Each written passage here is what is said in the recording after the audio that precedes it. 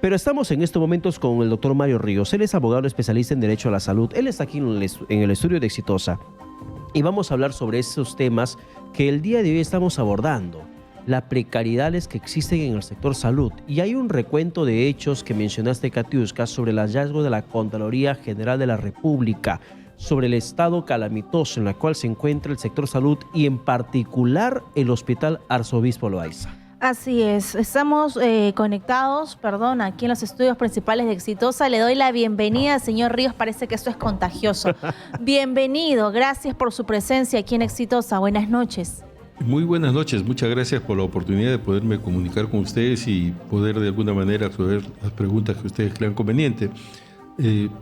Primero, solamente una primera reacción. Me parece que lo que ha hecho la Contraloría es empezar a ponerle números a un problema que es realmente grave en nuestro sistema de salud y que lamentablemente la institución que debería darnos los números y las cifras de cómo funciona nuestro sistema no hace ningún trabajo de investigación, que es la Superintendencia Nacional de Salud. Su salud, que hemos vivido durante 2 años y medio una pandemia cruenta, con cantidad de muertos y todo, y no tenemos ningún informe de cómo funcionó nuestro sistema de salud, cuáles fueron las fallas, los errores que tuvo nuestro sistema de salud.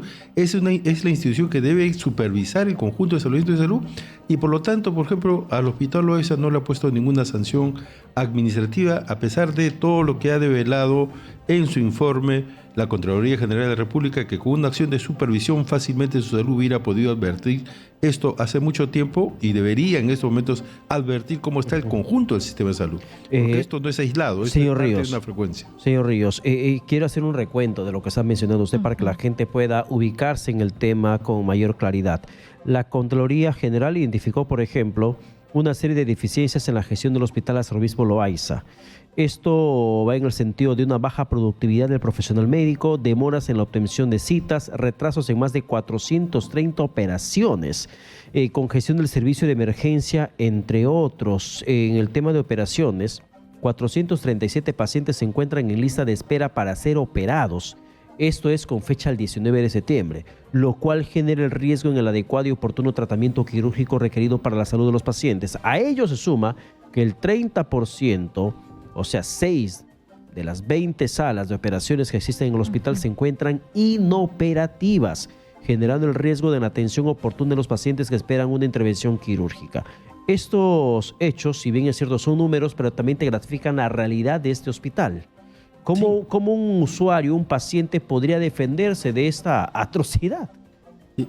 Formalmente nosotros tenemos un reglamento de infracciones y sanciones que pueden cometer las instituciones prestadoras de servicios de salud, que está aprobada hace 6 años y que debería estar en pleno vigor en términos de su funcionamiento. Ese reglamento sanciona a los hospitales que no prestan servicios adecuados con la idoneidad que corresponda y en la calidad que corresponda, cuando se retrasan la entrega de los servicios por razones que tienen que ver con el funcionamiento de la propia organización, en este caso el Hospital Loaiza, debería establecer una sanción. Pero ¿quién ha sido el anterior director del Hospital Loaiza? El doctor Juan Carlos Velasco. ¿Quién es el doctor Juan Carlos Velasco? Es el actual Superintendente Nacional de Salud. O sea, tenemos un problema organizativo y un problema de quién va a supervisar estas instituciones. Si el que supervisa es el mismo que prestaba servicios antes y que sabe que no funciona adecuadamente, juez y parte, y lo que tenemos es un sistema que no funciona. Y en la práctica, lo que, por ejemplo, en estos momentos, ¿a quién le temen mucho las universidades y por qué hay toda la presión por cambiar a la SUNEDU? Porque le temen a la función de supervisión de la SUNEDU. ¿Quién le teme a su salud en el sistema de salud? Nadie, porque no realiza su función adecuadamente y permite que estas cosas sigan operando de esa manera. Entonces a nosotros nos indigna que generemos instituciones que no cumplen los objetivos para los cuales se forman y que luego incluso no se recogen los puntos de vista de los usuarios. Acaba de formar el Ministerio de Salud una comisión mixta para hacer la reforma del sistema de salud. ¿Quiénes participan en esa comisión mixta para hacer la reforma del sistema de salud? Los mismos de siempre, las instituciones que prestan servicios y poca participación de los usuarios, poca participación de la sociedad civil, poca participación de los ciudadanos. Y sería muy bueno que el ministerio empiece a preguntarle a los ciudadanos qué cosa quieren que reforme el sistema de salud.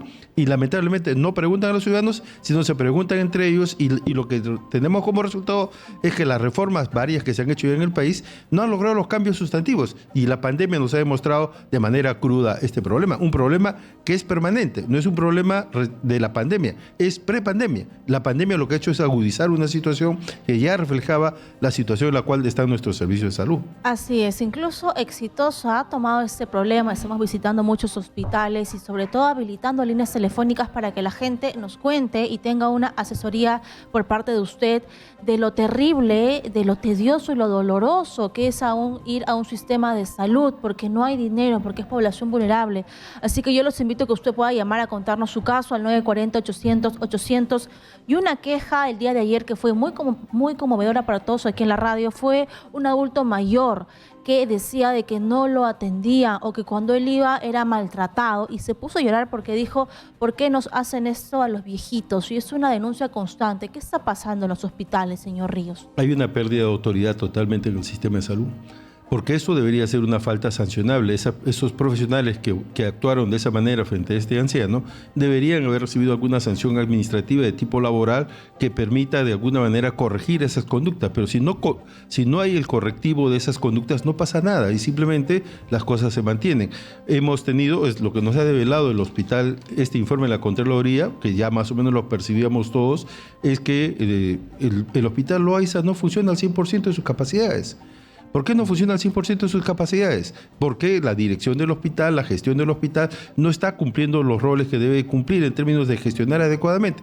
No es un problema solamente presupuestal, hay un problema presupuestal, por cierto, pero hay un problema también de falta de autoridad y de impunidad en los servicios de salud. Se malogran los equipos de los hospitales públicos y funcionan muy bien los equipos que funcionan al frente del hospital. O sea, no hay medicamentos en las farmacias, pero muy bien abastecidas están las farmacias del sector privado al frente del hospital. O sea, tenemos un problema de que el propio sistema genera las condiciones para generar sistemas de microcorrupción, que son los que están en estos momentos estableciéndose como criterio. Nosotros, por ejemplo, como institución, como espacio que estamos tratando de lograr, damos asesoría a las personas en este campo, porque justamente llevar un proceso administrativo sancionador, que es lo que tiene que hacer su salud, debería hacerlo mucho más rápido, demora a veces 4 o 5 años y lo dejan prescribir. O sea, no pasa nada. Demora mucho en la resolución del problema y prescriben. Entonces se queda la impunidad absoluta. O sea, ni siquiera con el funcionamiento de su salud funciona esto. Entonces, ¿qué tenemos que hacer? Un cambio profundo en términos del sistema de salud. Si no nos ponemos esa tarea sobre el hombro, después de haber vivido lo que hemos vivido, no vamos a lograr grandes cambios. Pero, señor Ríos, más allá del tiempo, el plazo que podría tomarse para que termine prescribiendo una denuncia, se tiene que buscar la asesoría legal para que pueda hacer valer su derecho cada ciudadano. Y en este caso, por ejemplo, queremos aprovechar su presencia para que si la gente tenga alguna duda, una inquietud o algo que haya padecido, un tema de atención hospitalaria y quiera hacer una denuncia, para que usted lo pueda orientar y ayudar en los mecanismos que podría utilizar. La línea está habilitada, el 940-800-800. Estamos en la comunicación en estos momentos desde el RIMAC con Julio. Te escuchamos, Julio. Buenas noches, cuéntanos. Buenas noches.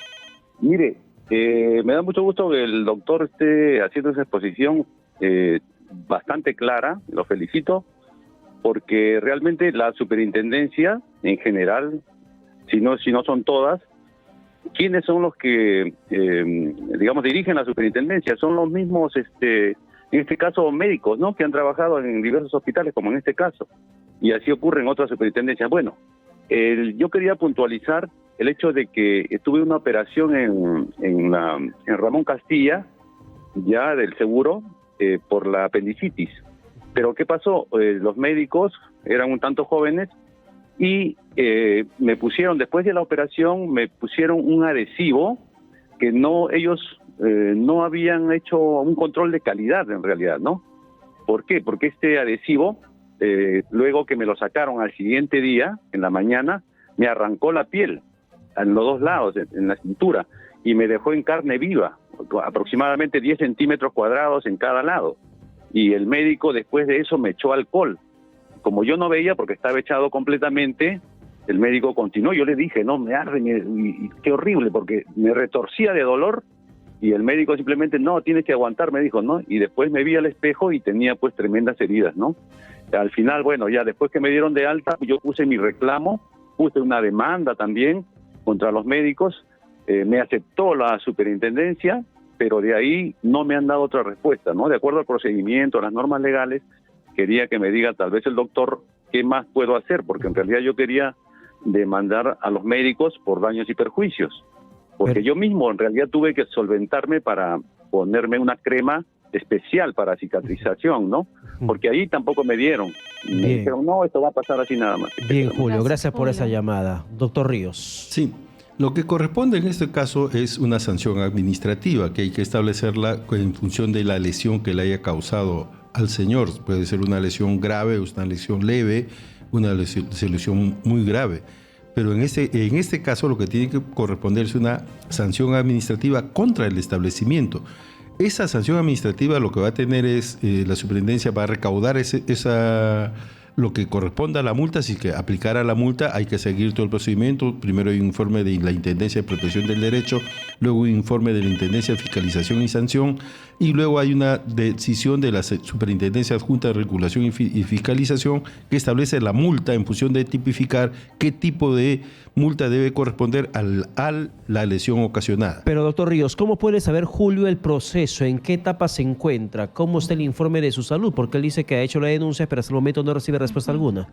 Lo más que probable es que ese informe esté siendo retrasado porque Julio no está presionando, porque lamentablemente su salud dice que tiene mucha carga procesal. Entonces hay que presionar. Si es que no le ha llegado el correo electrónico de IPROC con el informe inicial, lo que hay que hacer es ir a presionar a IPROC para que pueda darle el informe inicial de la investigación que haya realizado. Para luego IFIS, que es la Intendencia de Fiscalización, establezca el procedimiento sancionador. Y una vez establecido el procedimiento sancionador, él recibirá en su correo electrónico, tiene que acreditar un correo electrónico, tiene que acreditar un abogado, y lamentablemente es eso. O sea, el problema es qué persona tiene capacidad económica para estar llevando un abogado para este tipo de casos. Entonces ahí tenemos la dificultad donde se traban mucho los procesos porque las personas abandonan los procesos porque no pueden asumir los costos. Y es más, este proceso va a ser una sanción administrativa contra los que le afectaron, o sea, contra el establecimiento. Pero Julio no va a tener ninguna reparación frente al daño. Si quiere tener una reparación frente al daño, tiene que ir también, en este caso, al Poder Judicial. Y el Poder Judicial le va a demorar 5 años. O sea, todo eso puede ser asesorado, pero requiere que las personas seamos muy, muy constantes y perseverantes en nuestros casos. Por eso es que estamos presentando reformas legislativas para hacer de estos procedimientos no tan complicados, ser procedimientos más activos, menos complejos y que ayuden efectivamente. Doctor Ríos, por favor, hay una llamada de Carmen desde San Miguel. Carmen, buenas noches. Buenas noches, ¿cómo están? Cuéntanos, Mire, Carmen. Les comento. Ya, acá nosotros estamos visualizando solamente los problemas en los hospitales del Ministerio de Salud, pero también tenemos problemas bien graves que corresponden a E-Salud. E-Salud, por ejemplo, no está dando citas. Ya los pacientes, y sobre todo los que se perjudican más son los pacientes de la tercera edad. No hay, por ejemplo, en los policlínicos, les digo uno, Pablo Bermúdez, no tienen oftalmólogo, no tienen médico internista, los consultorios están vacíos. Usted se acerca a la ventanilla y le dice, llame por teléfono. Usted llama por teléfono 40, 50 veces y no consigue. Ese es uno de los casos. A mí me parece que de repente nosotros, los usuarios, podríamos presentarnos a Fiscalía de Prevención del Delito porque están atentando contra la salud de la población. No sé si eso, yo como el doctor es abogado, de repente puede canalizar. Ahora, eso por un lado. Por otro lado, en los establecimientos farmacéuticos no funcionan, no están presentes los directores técnicos. En su gran mayoría, el 80% de establecimientos farmacéuticos, el que le receta o puede modificar la receta es un técnico o cualquier otra persona. Los RUC están de baja. ¿Y quién controla todo eso? Un RUC que tiene 10, 12 años de baja, no es posible de que pueda seguir. ¿A quién le está comprando? ¿Quién le está vendiendo? Y antes de ir con la respuesta a la interrogante que planteó Carmen desde San Miguel, queremos ir contra comunicación, doctor Ríos, en estos momentos con Jorge, que nos llama desde Caraballo. Jorge, buenas noches, te escuchamos. Buenas noches a todos ustedes.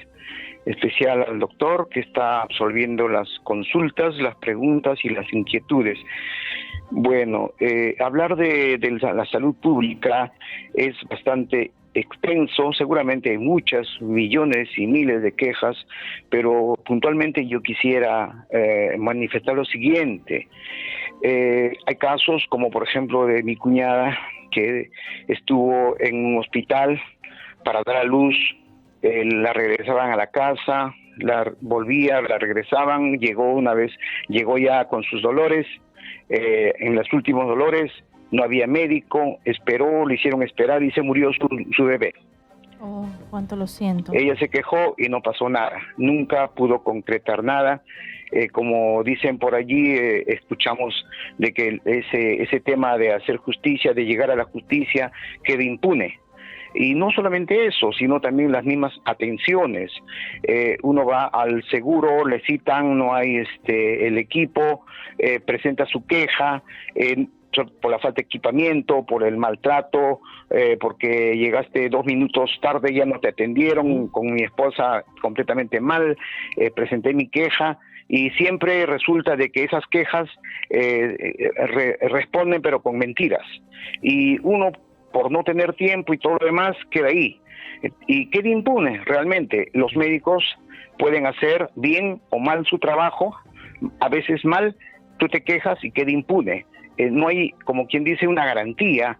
Entonces, ¿cómo podemos nosotros tener un seguro de salud pública de calidad cuando, como dice el doctor que está absolviendo, hay muchos vacíos? No existe una normativa, creo yo. Lo más importante creo sería hacer todo una reestructuración total y probablemente también la actual constitución lo permite, ¿no? Entonces, eso es Jorge, lo que quisiera ver si nos puede ayudar el doctor. Gracias. Jorge, solamente una precisión, por favor. ¿En qué hospital era este hecho que pasó con tu cuñada? Eso fue en el hospital del Callao, en un hospital de Maranga. Hospital de Hay Maranga. en Maranga. ¿Hace cuánto tiempo fue? Eso fue hace como 4 años atrás. Hace 4 años. Bien, perfecto. Gracias, Jorge. Sí, quedó en realmente nada y mi cuñada perdió su bebé, ¿no? Por negligencia realmente. Y no se pudo hacer nada, ¿no? Porque se escondieron, el médico no quiso dar su nombre, etcétera, etcétera. Bien, Jorge, gracias por la llamada telefónica. Doctor Ríos, vamos en orden, por favor. La pregunta de Carmen Katiuska me recordar. Lo que sugería Carmen era recurrir a la Fiscalía de Prevención de Delito ante la falta de atención. ¿Puede ser una alternativa de acción del usuario? Sí, sí puede ser. Lo que tiene que demostrar solamente es que no lo han atendido y que le están poniendo en grave riesgo frente a una comisión de posible delito de negligencia que tenga que ver con lesiones o la posibilidad de la muerte. Ahí el fiscal tiene que actuar de manera inmediata. Eso no requiere apoyo de abogado.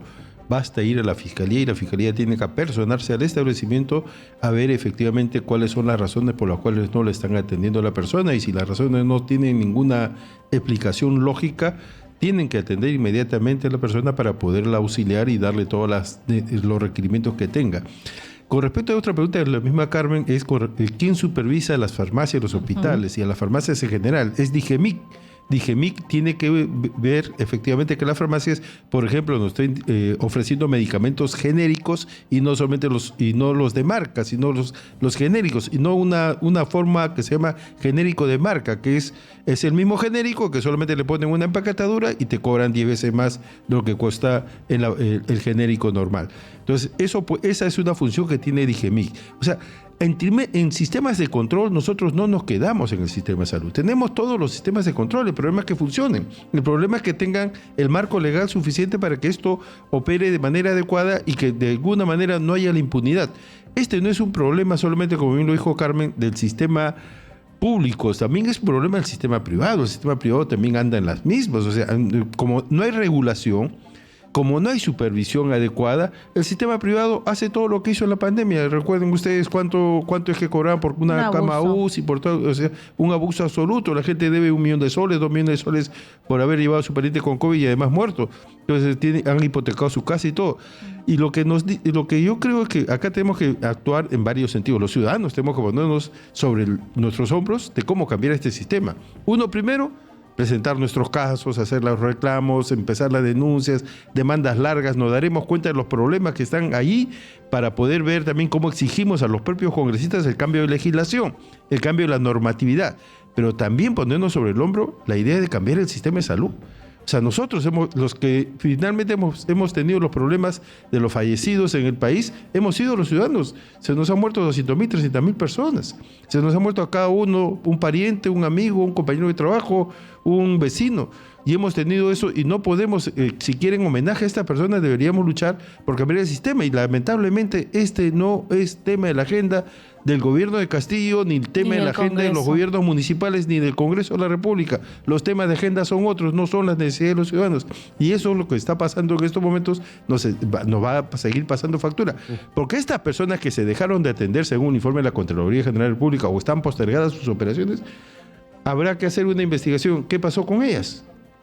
Muchas de ellas de repente han fallecido por falta de atención, como ha pasado con el COVID.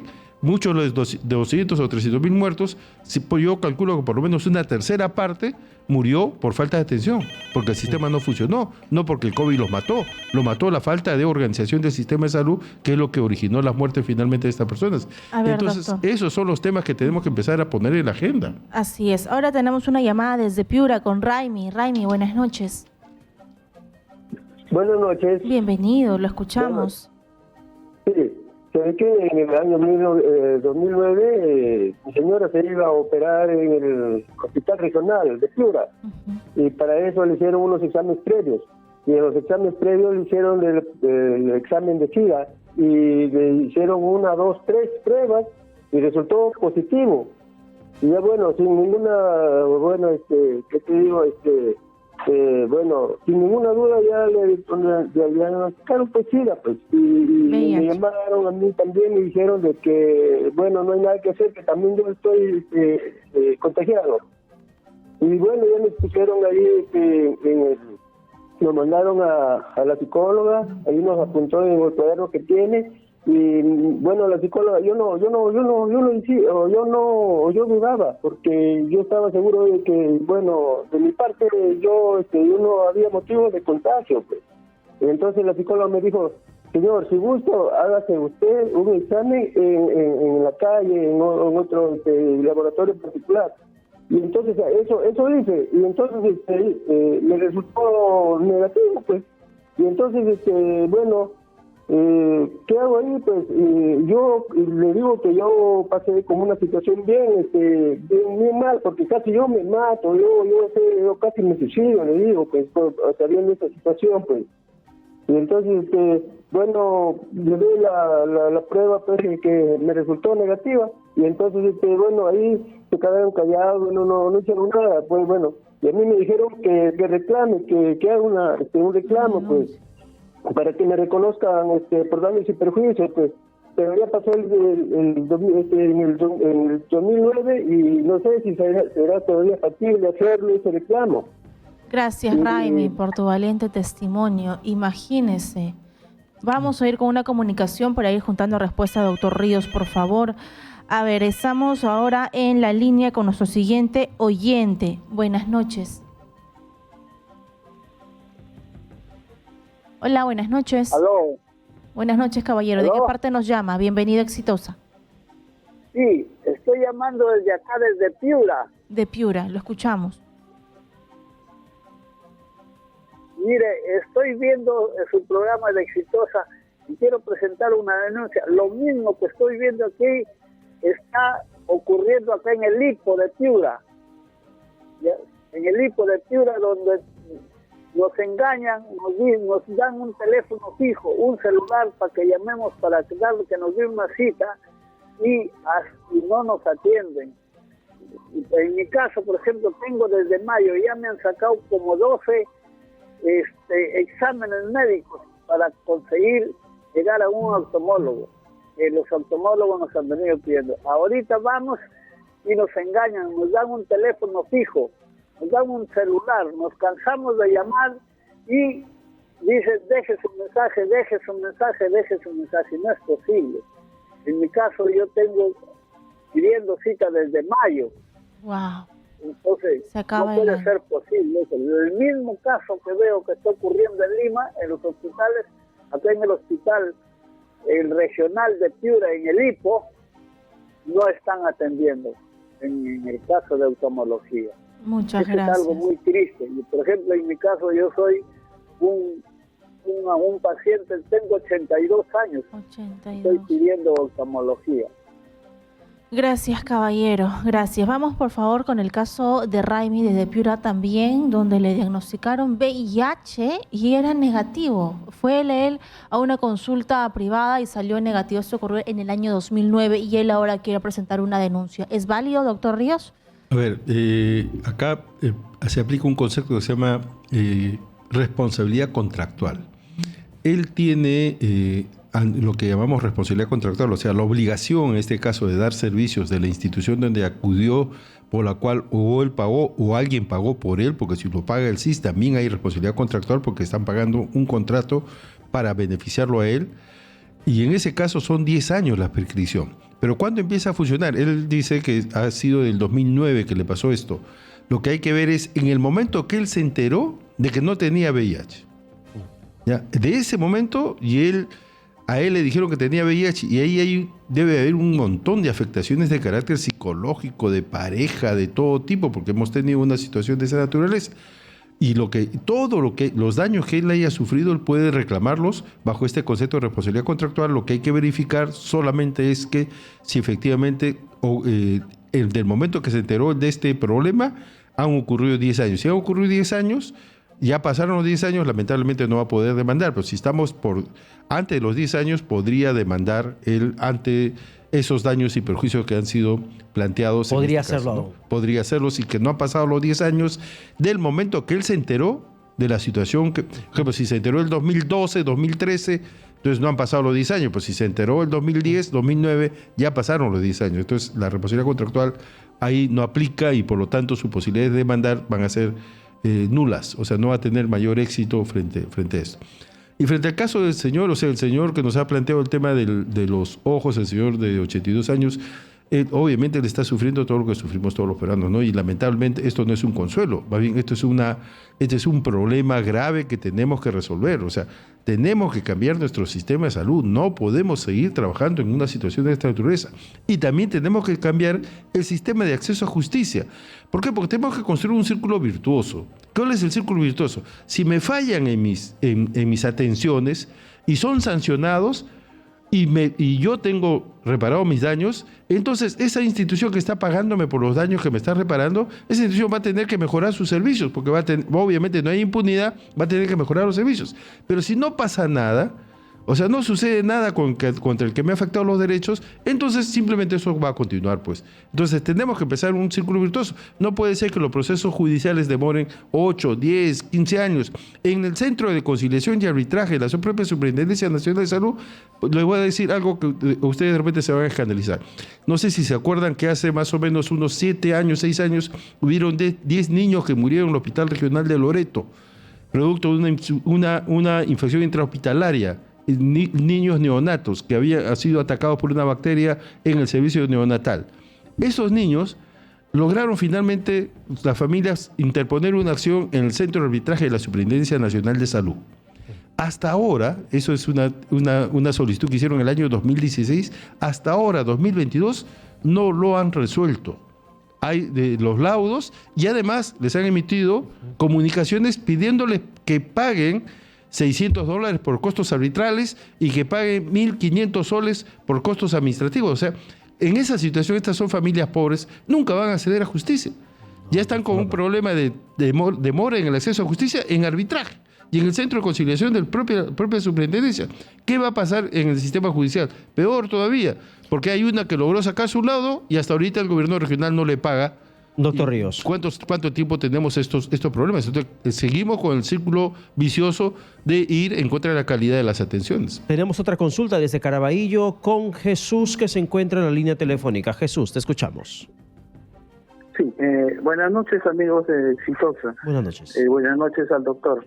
Buenas noches. Sí, mire, quisiera comentarle un caso que le ha pasado a la mamá de mi esposa.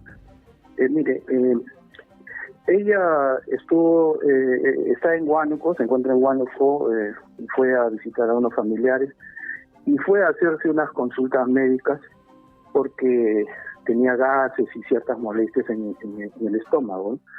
Entonces, un médico que le estaba revisando le pidió una tomografía, le hicieron un examen de tomografía y le detectaron,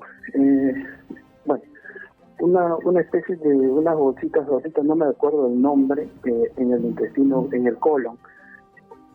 Y entonces el médico ordenó que le hagan una colonoscopía. Y la mamá de mi esposa entró muy bien al consultorio, ¿no? Y cuando empiezan los exámenes, a los minutos, el médico sale desesperado y la mamá de mi esposa había sufrido fuertes dolores y inmediatamente tuvieron que quisieron mandarla a otro hospital. Para comentarle, mi suegra es una persona de más o menos 85 años que ha sido profesora jubilada. Entonces ella se estaba haciendo tratar en el Hospital Regional de Huánuco.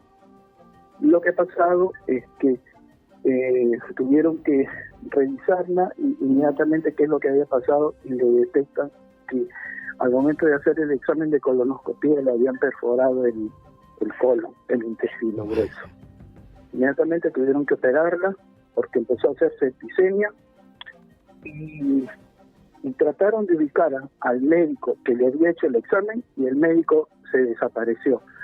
En ese momento el personal que se encontraba ahí, los médicos o las personas que estaban a cargo en ese momento del hospital, quisieron sacarla, le indicaron a mis familiares que se vayan, que la lleven en salud así en ese estado. Entonces mis familiares se pusieron fuertes y la intervinieron ahí. Entonces, luego de pasado unos días la han trasladado al hospital, al seguro, ¿no? Que ingrese que le corresponde por ser una persona asegurada. Pero ella actualmente se encuentra en UCI, se encuentra con respirador artificial, con todo ese tema, ¿no?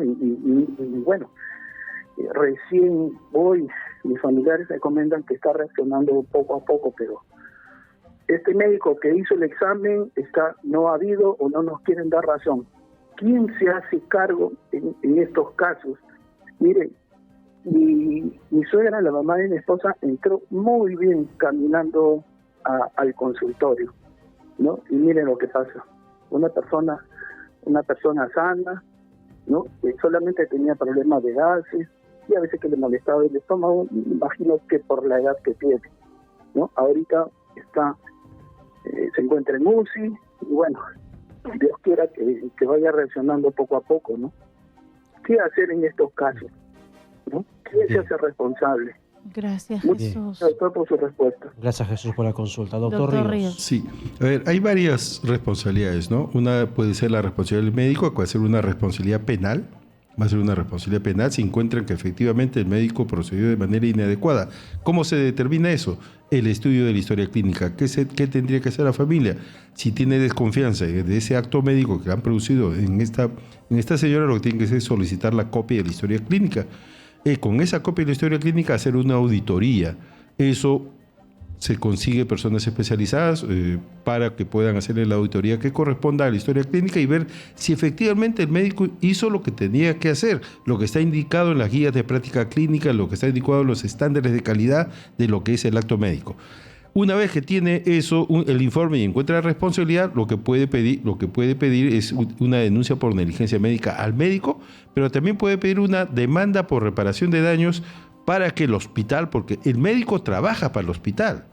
Y por lo tanto es el hospital el que tiene que responder, porque si contratas tú un médico que no cumple bien sus funciones, tú tienes que responder por esa persona que no trabajó bien, porque es tu trabajador. O sea, acá un ejemplo clásico es, si uno va a un restaurante y le sirven la comida pésima, ¿a quién le reclama? ¿Le reclama al cocinero? ¿Le reclama al mozo? No, al dueño del restaurante, que es el que tiene que repararte el daño, tiene que reponerte el daño que te hayan ocasionado. Igual tiene que pasar en estos servicios. O sea, las personas tienen el derecho de demandar al hospital, porque si el hospital no está colocando personal idóneo y competente que cumpla bien su trabajo, el hospital tiene que pagar la reparación.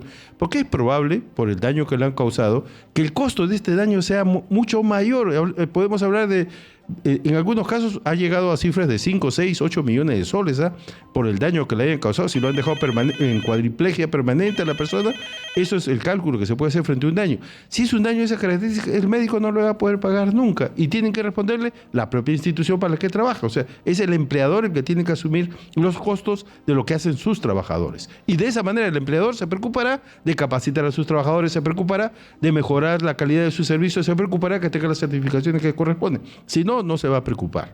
Bien, doctor Ríos, tenemos otra comunicación desde Villa María del Triunfo y en esta ocasión se encuentra César en la comunicación con Exitosa. César, te escuchamos. Okay. Bueno, yo mi pregunta escuchando sobre la salud, mi pregunta es consultarle al doctor.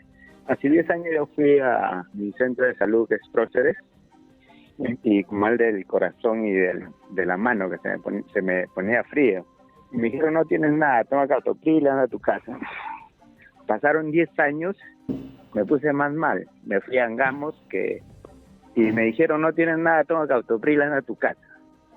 Pero me sentí tan mal, me fui a una privada y la privada me detecta que tenía corazón con isquemia. Y con esos documentos llego a la salud, ¿no? Y me dicen, menos mal que te has hecho a tiempo la prueba. Y me empiezan a dar pastillas, pero no me hace ni un análisis, ni un examen. Y así sigo. Quisiera ver si puedo anunciar, porque me gasté bastante plata ahí. Perfecto. Gracias, César, por la llamada. Doctor Ríos. Sí, lo que yo recomiendo a todos, yo no puedo decirle en este momento si le han hecho mal o no le han hecho bien, ya porque eso no me corresponde solamente a su testimonio. Siempre es bueno revisar los documentos, por eso yo les recomiendo siempre. Pidan una copia de su historia clínica. Tienen un familiar médico, hagan que su familiar médico lo vea. Si no tienen, busquen un especialista médico que vea su historia clínica. Y tratemos también de superar, y eso es muy importante, este criterio de otorongo no come otorongo, porque ahí tratemos de buscar miradas independientes que nos den una observación adecuada de nuestras historias clínicas y podamos determinar en qué momento se están equivocando. Si se equivocaron hace 10 años, hace 5 años, o su problema obedeció a un problema súbito que ha aparecido en este tiempo. Para determinar eso, o sea, siempre salir de dudas, porque lo que pasa es que nosotros, la duda nos consume más, porque creemos que nos han estado engañando, no confiamos en nadie, y la base de un acto médico es la confianza en los profesionales. Pero para tener la confianza tenemos nosotros que también salir de las dudas. Por eso yo les recomiendo, de todas maneras, pida usted la copia de su historia clínica y vea con un especialista cómo se ubica, si es que efectivamente lo que están haciendo han estado bien, si su problema es un problema súbito de hace un mes o es un problema que ha ido evolucionando durante el tiempo y lamentablemente el Seguro Social no lo ha detectado. Para que eso sea así, la base es el análisis de la historia clínica. Bien, tenemos una última llamada en este programa, doctor Ríos. Estamos con Raúl desde Ancash. Raúl, te escuchamos. Muy buenas noches, le saluda el señor Raúl López Flores, le saluda de la provincia de Pomabamba, Ancash, y yo he estado en Parobamba, Quinoabamba, Huayán, y en esos lugares a todos los han inscrito al CIS, pero no hay atención médica y no hay medicinas, y todos los enfermos padecen de medicinas, y nadie fiscaliza y nadie controla, pese que existe las regadías del Canon y también está la región de salud Ancash en la provincia de Pomabamba. yo les pediría por favor a las autoridades que vayan a inspeccionar, que visiten y fiscalicen a dónde van esas medicinas, porque el pueblo sufre bastante de las enfermedades y no llega las medicinas a las postas. Perfecto. Gracias por la llamada telefónica. Doctor Ríos, para concluir. Como en su caso y como en todos los casos, tenemos que hacer que las instituciones funcionen. La Superintendencia Nacional de Salud, su salud debe funcionar, debe cumplir su rol, pero debemos cambiar el sistema de salud porque también es una función del Ministerio de Salud de supervisar qué pasa en las regiones. El Ministerio de Salud, lo que ha pasado, por ejemplo, tenemos una ley de descentralización que ha hecho perder autoridad al Ministerio de Salud sobre el trabajo de los gobiernos regionales, y eso es el debilitamiento del sistema. Tenemos que cambiar el conjunto del sistema, tenemos que tomar conciencia de eso, y por eso también, aparte de la lucha legal, jurídica que debemos hacer en las batallas diarias, debemos también organizarnos como ciudadanos para buscar dar esa batalla principal, que es el cambio del sistema de salud. Si no, todos estamos en riesgo. Estamos en una condición de alta vulnerabilidad, todos los ciudadanos, y por eso prohibido enfermarse. Y lamentablemente, como eso no depende de nosotros, sino depende de las condiciones en las que vivimos, lo que comemos y cómo andamos y cuál es nuestra edad, entonces, más allá de prohibido enfermarse, lo que hay que tener muy claro es que tenemos que lograr todos el cambio de este modelo de salud, porque esto nos está matando a todos. Doctor Mario Ríos, muchas gracias, eternas gracias en realidad por toda esa ayuda legal que nos ha dado en estos momentos. Un pequeño tema, Pedro, que me parece importante, que es una batalla que hemos dado juntos varias veces y que lamentablemente hasta ahora no está resuelto. Brevemente, que el tiempo nos ha ganado, por favor. Por eso, el tema del cannabis medicinal. Lamentablemente el Ministerio de Salud no está reglamentando y aceptando el acceso a las personas que producen sus propios medicamentos, y está poniendo una serie de trabas con un reglamento totalmente contrario a los intereses de las organizaciones, y que también debemos de nosotros modificar. Pedimos al Ministerio de Salud que se ponga al lado de los pacientes y no se ponga al lado de los controles excesivos, porque hasta Biden ha permitido ahora, ha despenalizado el uso de la marihuana incluso para aspectos recreativos. Y entonces, porque acá en el Perú nos ponemos tan rígidos, perjudicando a los pacientes. Muchas gracias. Gracias, doctor Ríos, por la comunicación, por su presencia aquí en los estudios de Exitosa.